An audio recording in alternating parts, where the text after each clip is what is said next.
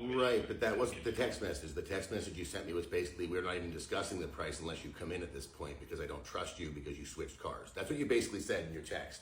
And now you're backpedaling because that's what you said to me. That is true. That is true. Yeah. Okay. Like, there's no bad blood. I just don't want you to think that we were trying to bully you or anything of that sort.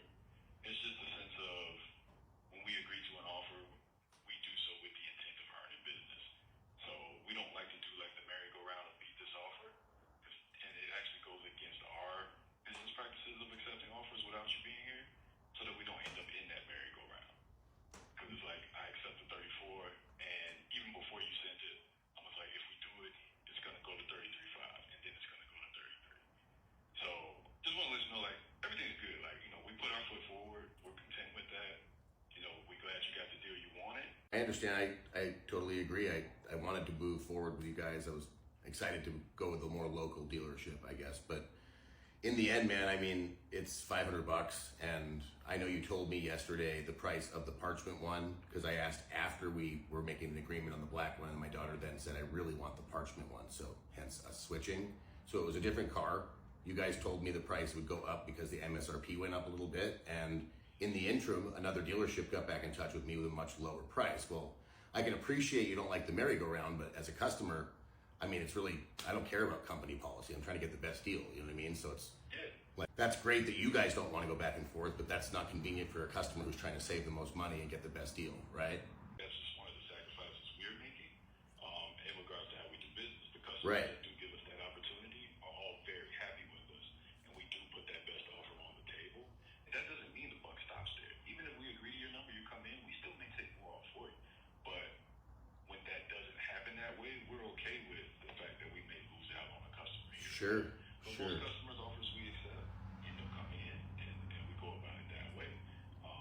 Sure. So yeah, like there's no hurt feelings. You win some, you lose some. This is the industry. You seem very familiar with it, so Absolutely.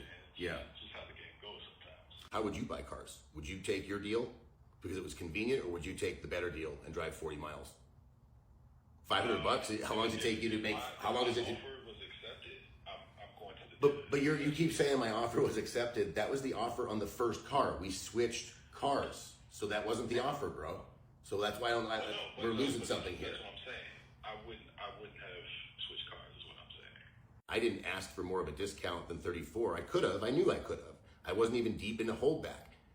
I know these things aren't selling like hotcakes, so I could have asked for more, but I didn't because I was just trying to be cool. But when you switched vehicles and tried to raise the price, I said, hey, give it to me for $500 less, basically, and we'll make a deal. That's not asking too much. It isn't. And you looked at the back end and said, we're not getting any back end, so I'm not doing that.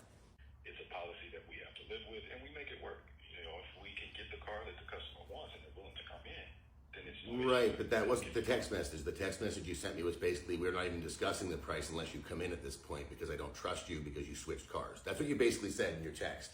And now you're backpedaling because that's what you said to me. That is true. That is true. Yeah. Okay. And as a customer, like, hey man, why would you say that? On the Parchment, I do believe that you would have come back and asked for 33.5. No, 100%, no way. No way, bro. Nope. And I bought their back end like I would have done with you, but I was going to see if you were going to work with me first or if you're going to do the thing the dealers do, So it's all good. I appreciate the call. In the end, we just didn't see eye to eye. I'm going to shop with your competitor. It happens. Yeah. Okay. Thanks, bro. Okay, cool. Thanks for taking the call, Will. I'm on a run like there's nothing to it. No thoughts, I just fucking do it.